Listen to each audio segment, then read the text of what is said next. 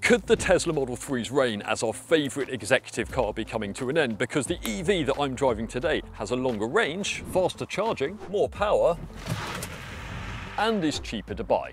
Slightly. This is the new MG IM5, and in this review I'll tell you everything you need to know about it. So stay watching and don't forget to subscribe, because very soon we'll be putting another of MG's new electric cars, the IM6, up against its rivals from Tesla and other brands to find out how good it really is. Now, the reason I mentioned the Model 3 a moment ago is because on price, that is the closest rival for this new MG IM5. But this is actually a bigger car. It's more than 4.9 metres long, so about 20 centimetres longer than a Model 3, and not much shorter than cars like the Tesla Model S and the BMW i5, which are from the class above. And that means there is loads of legroom in the back. I'm just over 6 feet tall. This seat in front is in my driving position, and as you can see, my knees are nowhere near the seat in front there. It's not all good news though, because the floor in the IM5 is quite high, and that means my knees are forced up above the level of my hips, so it's not a particularly comfortable seating position. It would help if I could slide my feet forwards a bit, but I can't do that because there is no space for my feet under the front seat. That seat is very close to the floor, again, at least in my driving position. But as I say, this is effectively me sitting behind myself. If someone shorter were driving the car, or if I was sitting on the passenger side of the car, then things quickly become a lot more comfortable, because I can then slide my feet forwards, enjoy a more laid-back seating position, and perhaps even take my shoes off and enjoy these thick shag pile carpets. Anyway, all versions come with this fixed glass roof as standard, which makes it feel quite airy in the back here, and headroom is just about okay. If I sit bolt upright, my head is pretty close to the ceiling, but it's not quite touching it. And that is with the seat in its most upright position. You can recline the angle of the seat back slightly to give a more laid back seating position, and also slightly more headroom. So overall, as long as you haven't got someone tall sitting in front of you, this is a really comfortable car to sit in the back of and be driven along in. There are also these magnets on the backs of the front seats, and the idea there is that you'll be able to buy a cover for your phone or tablet and then attach that to the back of the front seat and watch a film or perhaps YouTube when you're being driven along. There is also a magnet on the floor of the boot here. Now, MG hasn't decided exactly what accessories it's going to offer for that in the UK, but one option is a basket that you'll be able to put smaller items in and stop them flying around the boot when you're driving along. The boot itself is okay. Officially, there is slightly more space in here than there is in the boot of a BYD Seal, but nowhere near as much as there is in a Model 3. And that's because what you see here is what you get.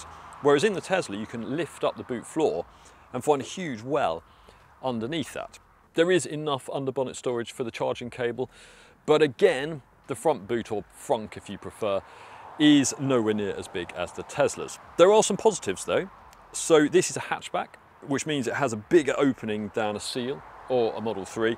And if you want to carry more luggage, you can of course fold down those rear seats. It's also worth noting that if this boot isn't big enough for you, MG also offers the IM6. That is very similar to this car underneath, but it has a taller SUV body to make it a rival for the Tesla Model Y. And if you want to find out more about that car, head over to our website whatcar.com, where you'll find our detailed written review. Anyway, I'm standing by the charging port, so now is probably a good time to talk about how quickly you can top up the battery. And there's some good news there, because if you go for the long range version or this performance, then you get an 800 volt electrical architecture like you get in a Porsche Taycan or some more expensive Hyundai and Kia EVs. And that means the battery can be charged extremely quickly. This IM5 can accept a peak of 396 kilowatts, which is more than any other EV on sale in the UK at the moment. And it means a 10 to 80% top up can be done in just 17 minutes in ideal conditions. Although there aren't actually that many charging points capable of delivering that much power in the UK at the moment. There will of course be more added in the future. If you go for the entry-level standard range, then that has a 400 volt architecture, so it can't charge quite as quickly. That version can accept a peak rate of 153 kilowatts, so you'll be waiting around 26 minutes for a 10 to 80% charge. And that's despite the fact that the entry-level standard range has a smaller battery, although these things are relative, because with a usable capacity of 73.5 kilowatt hours, it's still pretty big, and it gives the IM5 an official range of 306 miles. If you go for the long range version, then that has a 96.5 kilowatt hour battery, and that boosts the range to 441 miles. That's more than any Tesla Model 3 can manage. In fact, it makes the IM5 one of the longest range EVs that you can buy in this country at the moment.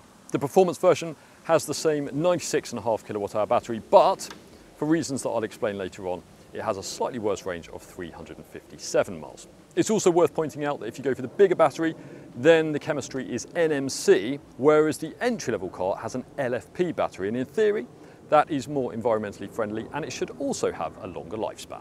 But what about prices? Well, as I said earlier, this is slightly cheaper than the Tesla Model 3. The entry-level standard range model costs £39,450, and crucially, that means it avoids the luxury car tax in the UK. It won't, though, be eligible for the forthcoming electric car grant, because that is capped at £37,000, and it's unlikely to include Chinese-made EVs anyway. If you want the long-range version, then you'll be spending 45k, and this performance adds another 3,500 to that price. So really, when you consider the range and the charging speed that this car offers, you'd have to say the IM5 seems very good value indeed. And it isn't as though you'll have to spend loads of money on options, because there are only really two things to decide when you're speccing your IM5. The first is what colour you want the outside. You get white as standard, or for an extra £545 you can have this Nevis blue, Rembrandt grey or black pearl. The second decision is what colour you want the inside. Now, as you can see, this car has a grey interior, but you can have a white one instead, and unlike Tesla, MG doesn't charge extra for that, so that's a really nice option to have. And you know what? This interior feels pretty upmarket actually. You've got this, what looks like leather, but very obviously when you touch it isn't, wrapping most of the dashboard, and build quality feels very good as well. Okay, there are a few scratchier plastics down here and around the door bins, but overall I would say quality is roughly on a par with the latest Tesla Model 3, and perhaps a little bit better than in the BYD Seal. And there's lots to like about the driving position too, because these seats, they're comfortable, supportive, they've actually got slightly more side support than the ones in the Model 3, and you can adjust the steering wheel manually. You don't have to faff around with these scroll wheels on the steering wheel and the touchscreen like you do in the Model 3, although you do have to do pretty much that exact process when you want to adjust the door mirrors. And there's a lot of other, shall we say, inspiration from Tesla in here too, because this 10.5-inch touchscreen, the layout, the operating system, is very similar. Look at this climate control screen, for example. If you have ever sat in a Tesla, you will be instantly familiar with this. One slight difference though is I did ask MG what Ramdon is. I thought it might be some special yoga-inspired experience or something like that. But it isn't, it's actually a typo. It's supposed to say random, although I'm assured that will be sorted out before the first cars arrive with customers in September. Now, above this 10.5-inch screen, you have an enormous 26.3-inch screen. And some of that, the left-hand side, is touch sensitive as well. Unlike the Model 3, you get Apple CarPlay and Android Auto as standard, and you can use this screen up here to display that. The driver display behind the steering wheel is also pretty useful, although I do find if I have the steering wheel exactly where I want it, then some of the information is blocked. But the important thing is that I can see the speedo there. Now, talking about visibility, these thick pillars here do come back quite far into the car towards my head, so it's not the easiest car to see out of, but that is a criticism we also have of the Tesla Model 3, and it's only really at junctions and roundabouts that you do find yourself having to peer around those to make sure you haven't accidentally missed something. In terms of storage, there is plenty. You've got this enormous tray here under this floating center console arrangement. A couple of trays here, one of which has a wireless phone charging pad, 2 cup holders, and there's also a decent amount of storage under that central armrest here.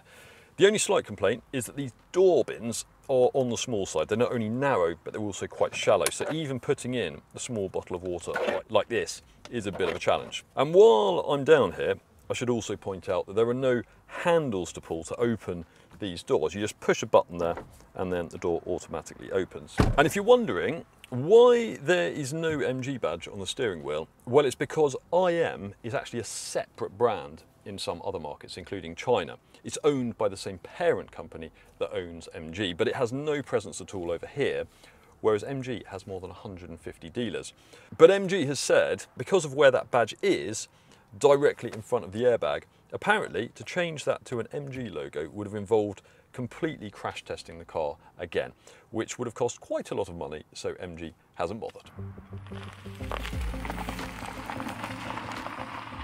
Now, we are in the range-topping performance version of the IM5, so it's probably most appropriate we talk about performance first, because this thing is seriously powerful. It has 2 electric motors that together pump out 742 brake horsepower.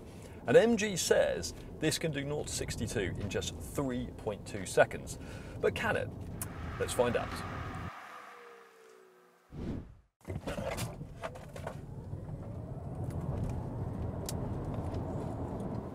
Well, it is a soaking wet road, and this thing has just done 0 to 60 in 3.58 seconds. So I reckon on a nice dry day, this would quite easily do 0 to 62 in 3.2 seconds. But we will of course be putting that to the test when we group test this car against one of its key rivals.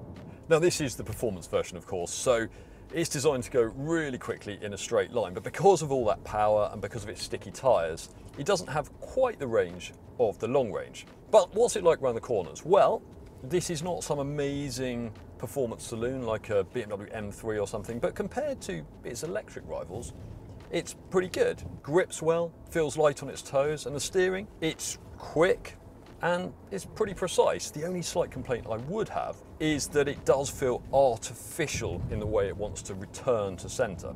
So when you're going around a corner, even at quite low speeds, and you apply some lock, then the steering wants to return to the straight ahead position in quite an artificial way, which isn't ideal. But as I say, by electric executive car standards, this handles pretty well. And you might imagine that being the performance, it would be extremely stiff and uncomfortable in the way that it rides, but actually that's not the case at all. There are some pretty nasty roads around this part of West Sussex we're driving in at the moment, and this is dealing with them, by and large, very well. There is some road noise when you're driving over some really bumpy sections of road, but on the whole, the IM5 is quite a quiet car. It has double glazed side windows as standard and active noise cancellation, and MG says that can reduce the volume inside by up to 12 decibels. So when you're doing 70 miles an hour, then this, compared to its key rivals at least, is a pretty hushed way to travel. Now, MG is very proud of the brakes in the IM5 because it's worked hard to make them less jerky and less grabby than they are in a lot of electric cars. And on the whole, I would say that it has succeeded because they're not perfect. When you're going quite quickly and you want to slow down, they do feel a little bit spongy, but they aren't grabby at low speeds, so you don't have to think really hard to slow down smoothly, which you do in some electric cars. So overall, the IM5 is not a revelation to drive, but compared with the cars it's up against, this is pretty good. It also has some pretty clever parking features. So if you are parallel parking and you find yourself a little bit too far from the curb, rather than worrying about sorting that out yourself, you can just press a button on the touchscreen here called curbside, and then the car should, in theory, take care of that job for you. But let's find out if it works. Oh, we're moving. I'm not touching anything, not touching the brake, not touching the accelerator. It's a little bit scary because there's a car behind. It seems to be doing it. Are we going to curb an alloy? Are we going to curb an alloy?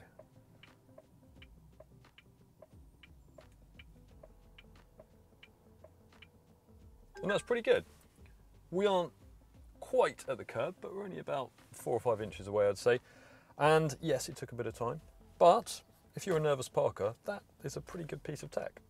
Now, there are still some unknowns about the IM5. For starters, we've only driven this range-topping performance version so far, which isn't likely to be the pick of the range. There are also no PCP offers available yet, and there's also no Euro NCAP safety rating. That is expected to be announced in the next few weeks. So we can't tell you exactly where this fits in the pecking order against its key rivals. However, we will be testing a less expensive version of the IM5 against the Tesla Model 3 and the BYD still in the next few weeks. And given its fantastic range and its great charging speeds, we'd expect it to give a pretty good account of itself.